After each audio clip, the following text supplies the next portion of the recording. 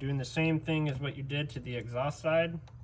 I want to make sure I added this type of information in here so that way you now you will see a connector right here that goes to the coolant tube. You're gonna go ahead and push down. So you want to get all the gasket material off every single. That process is pretty much done. You just place your head gasket on first.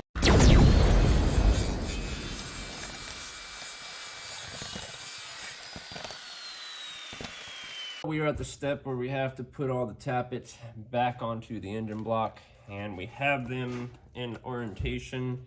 As you can tell, it says start here, and then it says start here on the bottom. So what we're gonna do is we're gonna go in the pattern of putting them back on in the right order, and then I'm also going to start lubricating the valve springs as well, so I can get these guys to go in very smooth. So that's all you're gonna do. Just take some of your engine oil or whatever you may have, and we're gonna start by just putting a little bit of oil around them.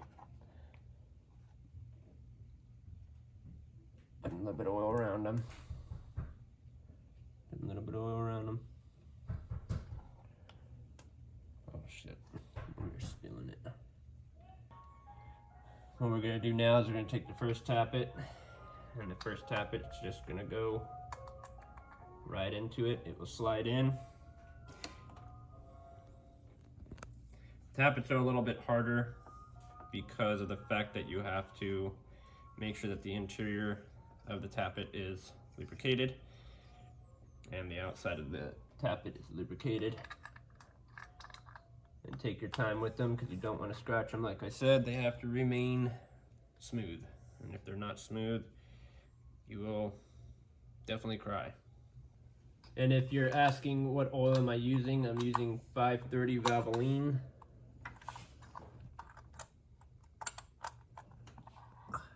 Now we are on the bridges and also the bearing side of the cams. And what we're gonna wanna do is we're gonna loosen up those girls. They shouldn't be tight from factory, they should be just a little bit tight. I'm just gonna go through them and loosen them up so I can pull them out when it comes time.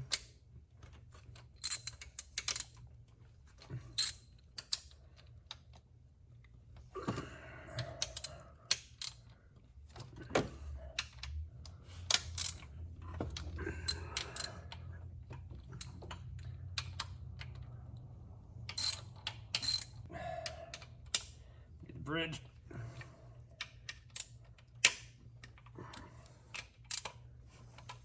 What we are about to do now is the most biggest important part of the engine build. This is the Ford Performance cams here. We got one for the exhaust and one for the intake. Before you even get started, the main thing is make sure that all your tappets have oil and they are properly lubricated, as well as the sleeves where your cams fit into. So what we're gonna do is we're gonna fit the cam down into the slot. Now we're about to get ready to install the intake side, and we're going to show you what we have to do to the crank ordinary to position the crank to the right zone. I'm going to go ahead and start lubricating the sleeves up here, making sure that all the sleeves are nice and lubricated before we drop a cam onto them. Pretty much these are the bearings, the bottom bearings. So we want to make sure that we have proper lubrication. Here is the intake cam, and basically what we're looking out for is the duration of how the cam is. It is off-center. We have to look at it. Basically, the cam will go in that way, to where the small side is facing upwards and the big side is facing downwards. That's where your timing kit will fit into this groove right here. So we got to make sure we keep it on that mark at all times. Then what you're going to do is take a little bit of oil on your finger and lubricate the surrounding zones.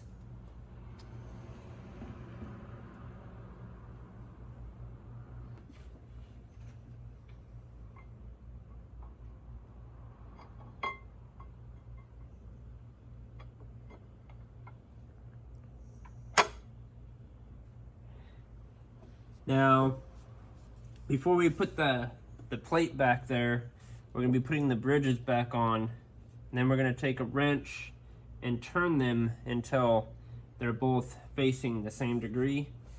That way we can lock the cams in place and they will not move at all. You want to make sure you take out your timing tool, put a mark on your pulley bolt at 12 o'clock. Then you will rotate it 270 degrees, and then you put your timing tool back in. There really isn't a torque spec for this rotation wise, but there is a certain torque spec if you're using foot-pounds or inch-pounds. We kind of converted it because my inch-pound torque wrench took a dump and all the places are closed right now. So we're gonna try to do it by converting it to inch-pounds to foot-pounds. You can get the caps torque down to their specific torque spec. Now there is a 2-stage torque to get these done and to make sure that you are doing the job done right. There's also, they're all numbered so you can't really mix them all up. That's just how Ford did it.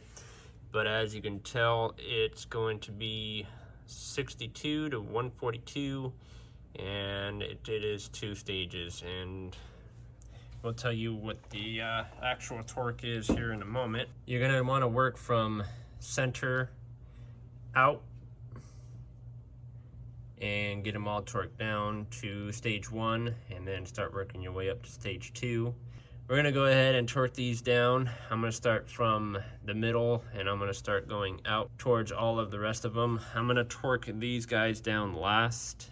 Okay, now all exhaust and intake cams are torqued down to spec. Just do it little by little each side until you reach the torque spec of the caps. You don't want to bend a rod. Won't be fun. Trust me, you will cry. Don't over tighten, don't overdo it. Remember, oil, it is very thin, but at the same time, it needs passageways to make its way around the cam. If your cam is not properly lubricated, you can run into some issues. Just make sure if you're doing the Ford Performance cams to message your tuner, because these cams do need to be tuned to the car. If you bought a Ford Performance car, you already have these cams already installed into yours, so you don't even need to worry about getting a tune. We're at a stage where we got to put our variable valve timing solenoids back into the circuits. So I got my little grease bottle here, and I just like to grease them up just a little bit.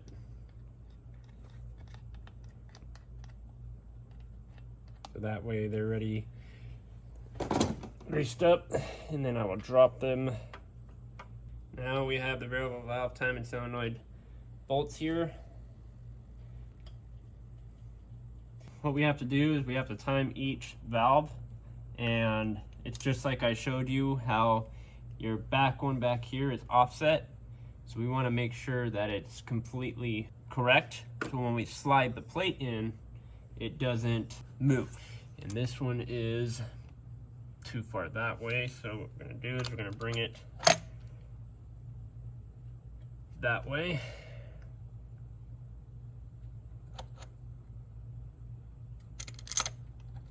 But this is the plate that you need to use. And the bolt screw goes there, which meets up with this hole down here. Your timing plate should be just like that. My cameraman can probably give you a little glimpse of the back side. We can't really show the back of the cam because we already did. We showed you guys how it is an offset and how you need to be aware of the offset. So when you do place these in, if you place them incorrectly, that offset won't be so far. When you go ahead and turn this one, just put your timing plate there to hold it so it doesn't turn anymore, and then we can turn this one and then stick your timing plate into that one. It makes it way easier to do. We just did it right now. Usually you would just twist one and then go to the next one, twist the other one, but if you notice that this one starts to turn backwards again, it's because it's under load. Just be cautious and careful. Take your time with this. And like I said, guys, this is the crucial part of the motor. If it is not timed correctly, run right at all. Just keep that in mind. Now what we're gonna go ahead and do, we're gonna start doing is getting the timing back up again to the 90 degrees, back up to the front. The pin is already in there, so the minute that we turn it, It should hit that very smooth with no dings, no dinks. And then we're gonna go ahead and put our phasers on and start getting our timing kit back on. So that way we can start reassembly of the easier parts that isn't so time consuming.